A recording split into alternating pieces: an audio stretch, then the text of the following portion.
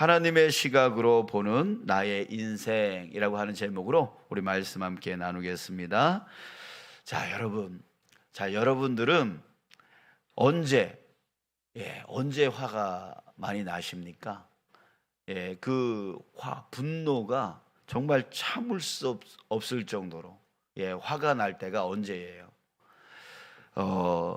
가까운 사람에게 배신을 당할 때, 또 열심히 일한 그 보상을 받지 못하고 오히려 부당한 대우를 받을 때, 여러분 그럴 때 그 마음 안에 복수하고 싶은 마음, 또 그리고 원망하고 싶은 마음, 그런 마음 들지 않으십니까?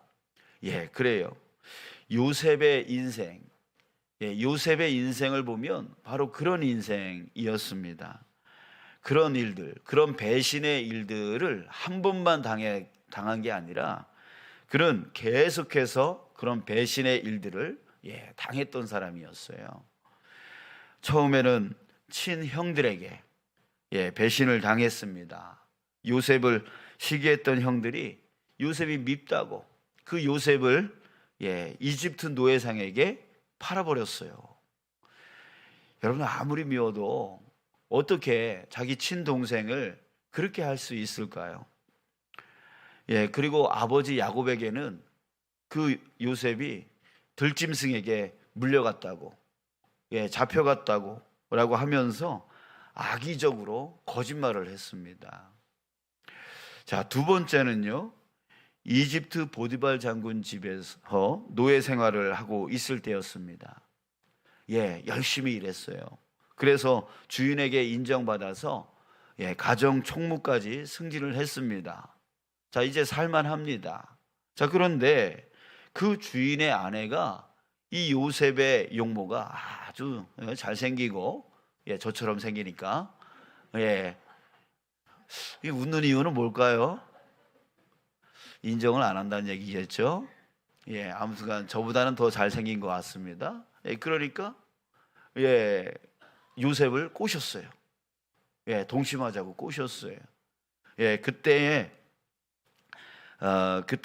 이 요셉이 그것을 뿌리치고, 나는 그럴 수 없습니다 라고 뿌리치고 자리를 피해버렸습니다. 자, 그런데 그 주인의 아내가 자기 남편한테 들통이 날까봐 이 요셉에게 누명을 씌운 거예요. 저 요셉이 나를 겁탈하려고 했다 라고 하면서 그렇게 누명을 씌웠습니다. 자, 이 일로 인해서 주인이 화를 내고 그 요셉을 감옥에다가 쳐넣어 버린 거예요. 자, 세 번째 또 감옥에 갇혀 있을 때였는데요. 그곳에서도 열심히 일했어요. 그래서 간수장에게 인정을 받아가지고 그 죄수들을 담당하는 사무를 받게 되었습니다. 자, 그런데 옥에 갇혀 있었던 이집트 왕을 보좌했던 관원장 둘이 있었습니다. 아주 높은 우리나라 조선 시대를 보면 좌의정, 우의정 이런 직급의 그런 관원장들이었는데요. 이들이 꿈을 꾸었는데 그 꿈을 해석해 줬어요. 그래서 복직이 될 거라고 그렇게 꿈을 해석해 줬단 말이에요. 그랬더니 진짜 복직이 됐습니다. 자, 그 복직이 될 때 나를 좀 기억해 달라, 나를 이 감옥에서 좀 꺼내달라, 이렇게 부탁을 했어요. 당연히 그렇게 해준다라고 그랬겠죠. 근데 복직이 됐음에도 불구하고 이거는 소식이 없는 거예요. 이게 또 배신을 당한 거죠. 자, 이렇게 요셉은 계속해서 친형들에게, 또 주인에게, 또 이렇게 관원장에게 계속 배신을 당하고 또 배신을 당하고 또 배신을 당하고, 그렇게 요셉의 인생이 바로 그랬어요. 자, 그런데요, 정말 가장 원망스러운 대상은 그런 사람들이 아니었어요. 누가 가장 원망스러운 대상이었냐면 바로 하나님이었어요. 요셉이 형들에게 미움을 샀던 이유가 뭐였어요? 생각해 보면 하나님이 그 요셉에게 꿈을 꾸게 해줬단 말이에요. 예, 그 형제들보다, 그 아버지 어머니보다 더 높은 위치에 서서 그 형들이 자기한테 절하더라. 아버지가 나한테 절하더라. 이런 꿈을 꿨어요. 그 꿈을 어린 나이에 자랑한다고 형들에게 말하고 아버지한테 말했다가 미움을 샀던 거예요. 하나님이 꿈꾸게 했단 말이에요. 그러니까 결국은 하나님 때문에 지금 이집트에 노예로 팔려왔다라고 할 수 있는 거죠. 또 보드벌 장군의 집에서 노예 생활을 할 때 그 주인의 아내가 꼬실 때에 나는 하나님 앞에 죄를 지을 수 없다. 나는 하나님 앞에 죄를 지을 수 없다라고 하면서 그 자리를 피했거든요. 결국 하나님 앞에 죄를 짓지 않으려고 하다가 결국은 그 주인의 아내한테 누명을 쓰고 감옥에 또 오게 되어진 거예요. 그러니까 결국 누구 때문에? 하나님 때문에. 그냥 대충 타협해가지고 그냥 주인의 아내가 하고 싶은 거 그렇게 따라주면서 하면은 그냥 편하게 살 수 있었을 거예요. 예, 넉넉하게 살 수 있었을 거예요. 그런데 하나님 앞에 죄 지을 수 없다라고 하는 것 때문에 결국에는 누명 쓰고 감옥에 들어가게 되어졌던 거죠. 감옥에 가서도 역시 마찬가지예요. 관원장의 꿈을 해석할 수 있는 능력을 누가 줬어요? 하나님이 준 거잖아요. 예, 그런 은사를 하나님이 주셨어요. 그러니까 결국 그렇게 하나님 때문에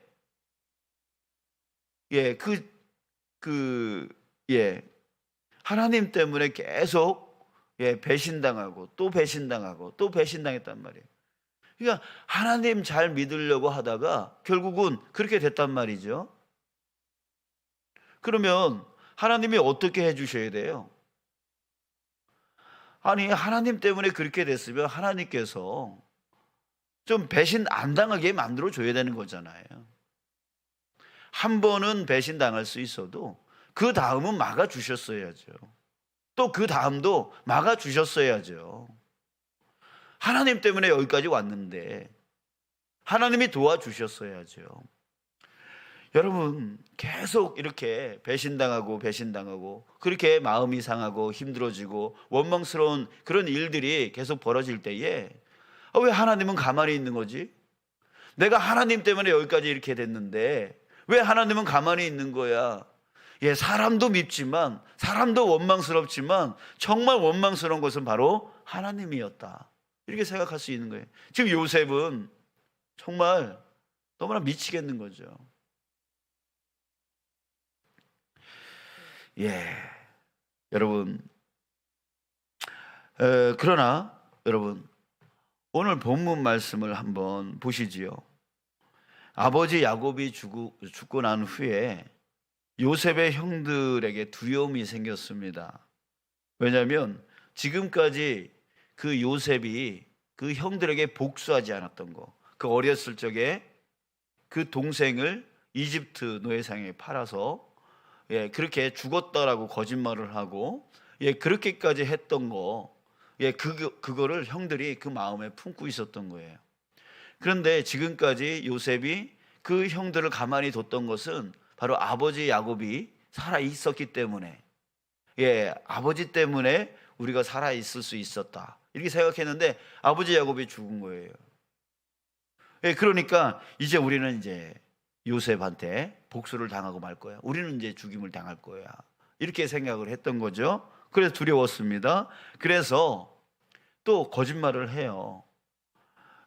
아버지 야곱이 죽을 때에 우리한테 유언하셨다. 요셉아, 요셉한테 그 형들 죽이지 말라고 그렇게 말을 했다라고 거짓말을 해요. 자, 그때에 요셉이 그 형들에게 이렇게 말하는 겁니다. 20절입니다. 20절. 여러분들 우리 함께 읽을까요? 20절. 시작. 당신들은 나를 해하려 하였으나 하나님은 그것을 선으로 바꾸사 오늘과 같이 많은 백성의 생명을 구원하게 하시려 하셨나니. 자, 요셉도 한때 형들과 그 주인의 아내 그리고 관원장 이들을 원망했을 겁니다. 그리고 계속해서 당하게끔 놔두고 있었던 그 하나님에 대한 그 원망도 있었을 거예요. 하지만 요셉은 이집트의 총리가 된 후에 깨달았습니다. 이것이 바로 하나님의 뜻이었구나. 여기까지 인도하시려고 하나님께서 그 과정을 겪게 해 주셨구나 라고 하는 것을 깨달은 거예요. 그래서 하나님이 그 모든 것을 선으로 바꿔서 결국 나를 이곳으로 인도해 주신 것은 바로 이스라엘 백성들이 그 당시에 극심한 가뭄으로 인하여 정말 그 당시에 되게 어려웠을 그때였거든요. 이제 그때에 그 이스라엘 백성, 그 야곱의 그 자손들을 살리기 위해서, 구원하기 위해서 하나님께서 미리 나로 하여금 이집트로 오게 하시고 이렇게 총리의 자리까지 인도해 주신 거구나, 이걸 깨달았던 거예요. 자, 여러분, 우리 이전에는 요셉의 시각으로 요셉이 당한 일들을 우리가 보았다면, 이제 하나님의 시각으로 한번 요셉의 인생을 한번 돌아봐 볼까요? 하나님의 시각으로요. 여러분, 하나님의 시각으로 요셉을 볼 때 어땠어요? 어때요? 여러분, 하나님은요 야곱에게 약속을 했어요. 우리 아시죠? 그 베델에서 그 돌을 베개로 삼고 하늘을 지붕 삼아서 자고 있을 그때에 하나님께서 그에게 임재하셔서 그에게 약속해 주셨잖아요. 아브라함에게 주셨던 그 약속을 야곱에게도 또 동일하게 약속해 주셨다고요. 너를 큰 민족을 이루게 하겠다. 내 이름을 창대하게 하겠다. 예, 그런 약속을 해 주시잖아요. 그러니까 하나님은 신실하신 하나님이에요. 야곱과의 그 약속을 이루기 위해서. 자, 그런데 어떤 일이 일어나냐면 극심한 가뭄이 찾아와서 그 야곱과의 그 약속을 지키지 못할 그런 상황이 되어진다고요. 그래서 하나님은 그 야곱과의 약속을 이루기 위해서 어떻게 하냐면 그 요셉을 이집트로 팔려가게 만드는 거죠. 만들고 그곳에 가서 그 이전에 요셉에게 먼저 꿈을 꾸게 만듭니다. 아주 높은 인물이 되어지는 그런 꿈을 꾸게 만들어줘요. 그리고 그 철없는 요셉이 형들에게 자랑하게 만들고, 그래서 미움 사게 만들고, 그래서 이집트로 팔려가게 만들고, 보디발 장군에게 인정받게 되었지만 또 그 안에서 그 안에 안주하지 않게 하기 위해서 누명을 씌우고, 그래서 감옥에 들어가게 되어지고, 그 감옥에서 이집트 왕의 그 관원장을 만나게 되어지고, 그 관원장에게 꿈을 해석해 주게 만들고, 그리고 그 관원장이 다 잊어버리게 만들어버린 거예요. 그러다가 2년이 지난 후에 이집트 왕이 꿈을 꾸게 되어져요. 아무도 해석하지를 못해요. 그제서야 그 관원장이 누굴 기억해요? 요셉을 기억해요. 그래서 요셉이 왕 앞에 서게 되어져요. 그 왕의 꿈을 해석해 줘요. 7년 풍년과 7년 흉년에 대한 그 해석을 하게 해준단 말이죠. 그랬더니 아니 누가 이 문제를 해결할 수 있겠어? 네가 해라 라고 하면서 거기서 이집트 총리가 되어지는 거예요. 여러분, 하나님의 시각으로, 하나님의 계획으로 요셉을 볼 때에, 요셉은 자신의 시각으로 자신의 인생을 볼 때에 배신의 인생이었지만, 원망의 인생이었지만, 실패의 인생이었지만, 하나님의 시각으로 요셉의 인생을 보니까 모든 것이 하나님의 계획이었고, 그것을 통해서 하나님이 선을 이루어나가기 위한 과정이었다는 거죠. 사랑하는 여러분, 저와 여러분들이 우리 이 시각으로 우리의 인생을 돌아보기를 원합니다. 내가 나의 시각으로 나의 인생을 볼 때에, 여러분, 우리는 저 사람 때문에 내가 이렇게 힘들고, 또 이런 일 때문에, 이런 어려움 때문에 내가 힘들고 어렵다. 그 원망과 그 복수의 마음의 인생이 될 수밖에 없어요. 내가 왜 이렇게 고생을 하며 살지? 나는 왜 이렇게 힘들지? 나는 왜 이렇게 어려운 일만 생기지? 그런 생각, 그런 마음으로 살 수밖에 없단 말이에요. 하지만 나의 인생을 하나님의 시각으로 나를 볼 때에 여러분들, 저와 여러분들은 하나님의 계획 아래 있음을 알게 되어진다는 거죠. 깨닫게 되어진다는 거죠. 그럴 때에 내가 지금 겪고 있는 이 과정은 무엇일까요? 바로 나를 성장시켜 나가기 위한, 나를 선한 길로 인도하기 위한 하나님의 계획이요, 하나님의 과정임을 깨닫게 되어진다라고 하는 거예요. 여러분들, 요셉은 처음에는 원망했고 처음에는 복수하고 싶은 마음이 있었을지라도 바로 인생 중에 그것을 깨달은 거예요. 자기 인생을 자기의 시각으로 보는 것이 아니라 자기의 인생을 하나님의 시각으로 보는 그 믿음이 그에게 생겨나기 시작했던 거예요. 사랑하는 여러분, 저와 여러분들도 바로 그런 믿음이 일어나기를 원합니다. 내 인생을 나의 시각으로 보지 말고 하나님의 시각으로 보기를 원합니다. 그래서 그래, 하나님께서 이것을 위해서 나로 이 영적으로 더 성장하게 하시기 위해서 나를 이런 과정을 겪게 해주시는구나. 나로 더욱더 주님 안에 거하게 해주시기 위해서, 주님의 이런 축복을 채워주시기 위해서 나를 이 과정으로 이끌어 주시는 거구나. 여러분들, 그것을 우리가 깨닫게 되어지면 내가 원망했던 그 원망은 더 이상 원망이 되어지지 않는 거예요. 내가 복수하고 싶은 저 사람은 더 이상 복수하고 싶지 않게 되어지는 거예요. 오늘 요셉은 그 형들을 오히려 뭐 하고 있습니까? 위로하고 있습니다. 위로하고 있어요. 여러분, 우리가 하나님의 뜻을 그렇게 알게 되어지면 나를 힘들게 만들고 어렵게 만들었던 그 사람들을 오히려 위로할 수 있는 그런 사람이 되어질 수 있다는 얘기예요. 사랑하는 여러분, 이제 원망과 미움과 시기와 질투와 다툼과 싸움에 그런 인생 살고 싶지 않습니다. 여러분들, 그렇게 살지 않기를 주님의 이름으로 축복합니다. 이제 하나님의 시각으로 나의 인생을 돌아보시기 바랍니다. 하나님의 시각으로 나의 인생을 바라보며 살기를 원합니다. 그래서 정말 하나님이 결국 이 모든 과정을 통하여 선을 이루어 나가시는구나. 그래서 모든 것을 합력하여 선을 이루어 나가시는 그 하나님을 우리가 바라보고 우리 그 하나님의 시각으로 살아갈 때에 우리의 인생은 기쁨의 인생이요, 즐거움의 인생이요, 행복의 인생이 되어질 줄 믿습니다. 올 한 해 여러분, 우리가 살아갈 때 수많은 많은 어려움의 일들이 다가올 것입니다.